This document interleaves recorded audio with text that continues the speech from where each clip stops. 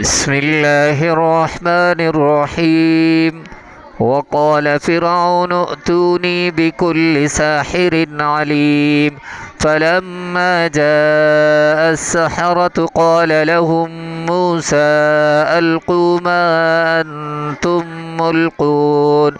فلما ألقوا قال موسى ما جئتم به السحر إن الله سيبطله إن الله لا يصلح عمل المفسدين ويحق الله الحق بكلماته ولو كره المجرمون.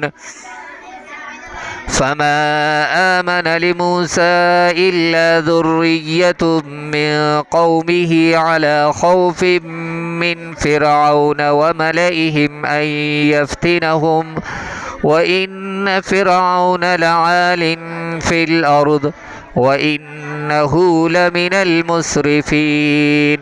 وقال موسى يا قوم إن كنتم آمنتم بالله فعليه توكلوا إن كنتم مسلمين. فقالوا على الله توكلنا ربنا لا تجعلنا فتنة للقوم الظالمين ونجنا برحمتك من القوم الكافرين. وأوحينا إلى موسى وأخيه أن تبوأ لقومكما بمصر بيوتا وجعلوا بيوتكم قبلة وأقيموا الصلاة وبشر المؤمنين.